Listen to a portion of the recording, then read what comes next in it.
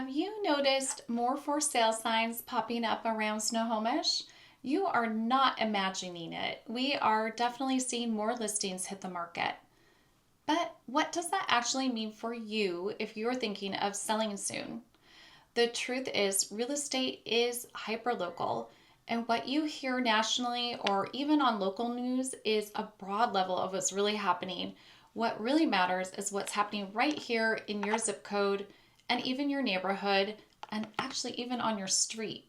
So today we're going to go ahead and break down what's happening in the Snohomish market right now, what buyers are doing, how home prices are holding up, and what to expect if a move is in your future. Let's start with price, what everybody wants to know. As I mentioned, real estate is hyperlocal, so we're going to go ahead and break Snohomish down into both zip codes, just so we can really have a true sense of how the different zip code areas are performing, because they are very different.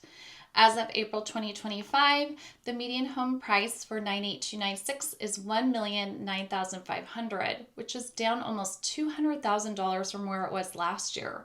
In 98290, the median is $870,000, and that's slightly up from last year of $830,000 a year ago.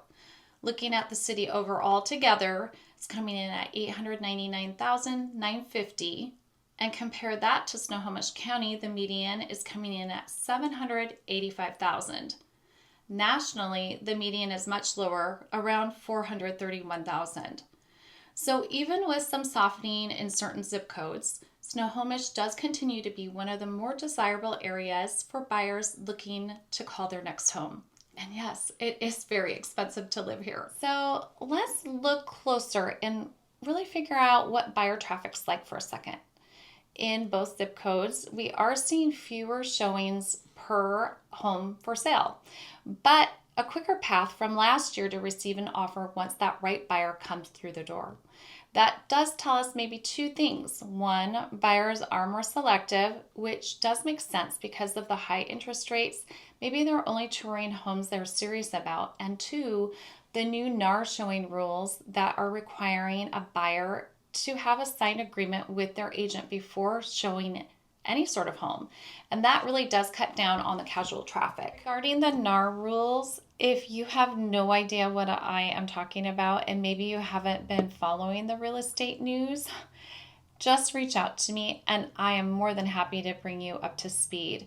A lot has changed since maybe the last time you sold a house. So you want to make sure that you're savvy with what the new rules are. Let's talk about what's moving and how buyers are actually behaving. So what are buyers doing in the market right now? What are they looking for? In both zip codes, homes are still selling, but not all of them are moving quickly. Some are sitting and some are seeing price drops. And then on the other hand, some are getting multiple offers. What's the difference? It often comes down to pricing and presentation and what price they originally came on the market. Buyers are showing up, but they are definitely more cautious.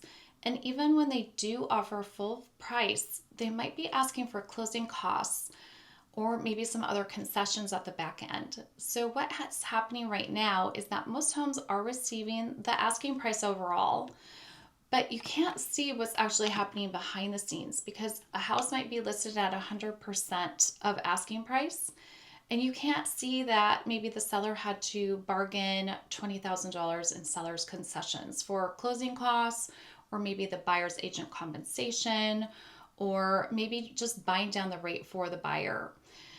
This is a market where the right strategy right from the very beginning definitely matters. If a home isn't positioned well, it does sit, and that really makes a big difference. The homes that are sitting on the market a little bit longer do tend to attract buyers who want a deal.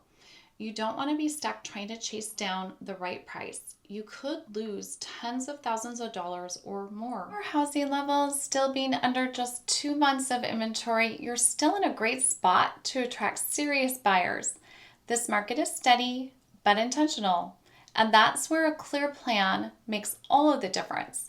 Whether you're thinking of selling now or 6 months from now, or maybe helping a loved one with their move, or you know that you need a change and don't know where to begin, I'm here to help you sort it all out.